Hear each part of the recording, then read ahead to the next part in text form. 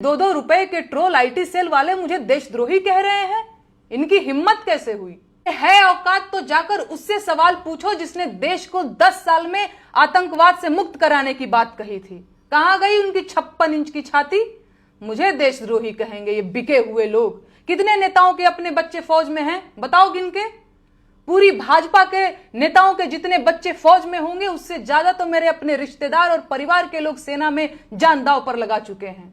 अरे आज मैं कहूंगी कि देश का मेन स्ट्रीम मीडिया देश का गद्दार है, क्योंकि उसने कभी सरकार से सवाल नहीं पूछा और सरकार को मनमानी करने दी।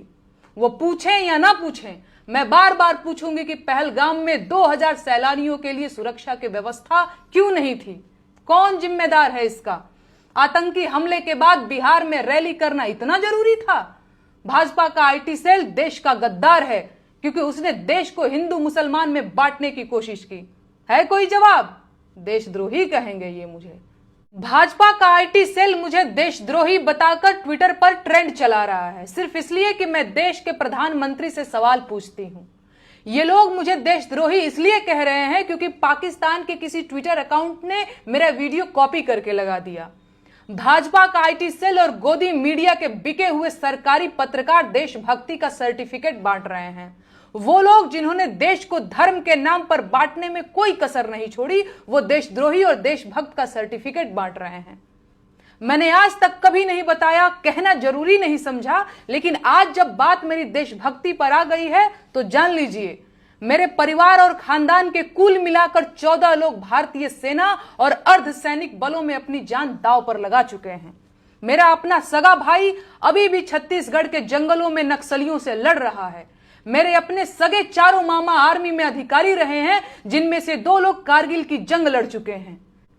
चाहे थल सेना हो या वायु सेना, मेरे भाई आज भी देश की सेनाओं में हैं और ये 2 रुपए के ट्रोल आईटी सेल वाले मुझे देशद्रोही कह रहे हैं।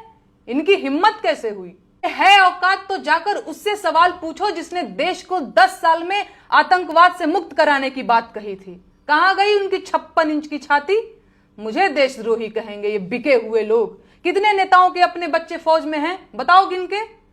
पूरी भाजपा के नेताओं के जितने बच्चे फौज में होंगे उससे ज्यादा तो मेरे अपने रिश्तेदार और परिवार के लोग सेना में जान दांव पर लगा चुके हैं। अरे आज मैं कहूंगी कि देश का मेन स्ट्रीम मीडिया देश का गद्दार है, क्योंकि उसने कभी सरकार से सवाल नहीं पूछा और सरकार को मनमानी करने दी।